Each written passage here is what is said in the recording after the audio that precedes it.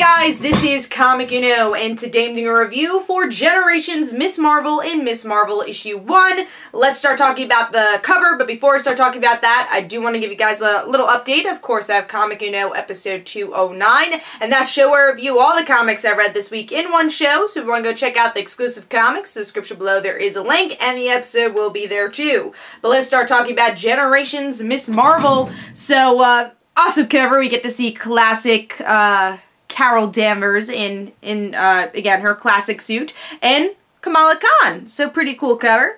And I love the artwork. The artwork is just gorgeous for this book. It really brings that throwback feel that the book needs, because it's, I guess, in the late 70s. It never says it's the late 70s, but that's when the original Miss Marvel book was, and just the tone of the environment, it feels very late 70s. And I love Ian Herring's coloring here. I really think he brings the Kamala Khan tone we get to see from Miss Marvel, but still that kind of pulpiness that you need with this book, where it's like an old school feel, like I said, because it's like kind of set from the original Miss Marvel days, which was pretty cool. So love the artwork here, great facial expressions, great action, but let's see what's going on with the story.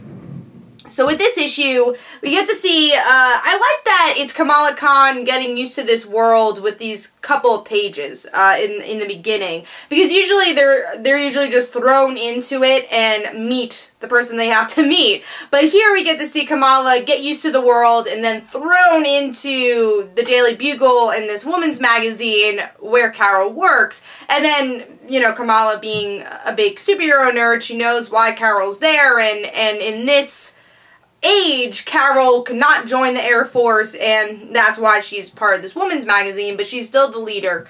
And I also like that they mentioned in this issue that Kamala is still on the outs with Carol. I was fearful that they would kind of forget all what happened in Civil War II, because that obviously was a big thing that happened, especially in Miss Marvel's book, which I'm glad they didn't, of course, because G. Willow Wilson both, you know, wrote that story and this story, but sometimes you never know. But I am glad to say, alright, Miss Marvel and Miss Marvel are both on the outs here.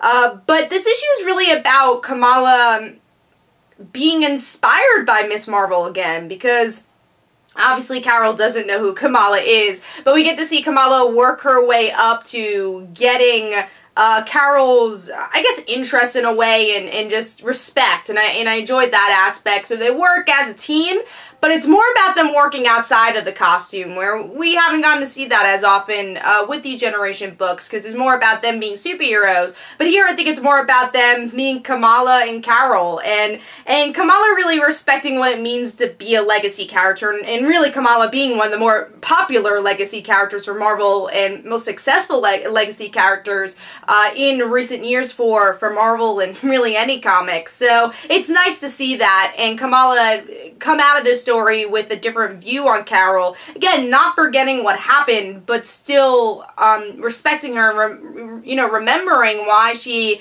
took the name Miss Marvel in the first place. So Generations Miss Marvel and Miss Marvel issue 1, I really enjoyed. I had a fun time with it, and I think it's a necessary story for both Carol and Kamala, which is what's important for these Generation books, is that the character learns something in the end. So I enjoyed this one. I gave it 4.5 stars. Hopefully you guys enjoyed. This is Comic Uno. Don't forget to follow me on Twitter. Don't forget to like my Facebook page. Also, in the description below, there are links for my comic book, Like Father, Like Daughter. And don't forget to like the Facebook page of Like Father, Like Daughter. And I'll see you guys later.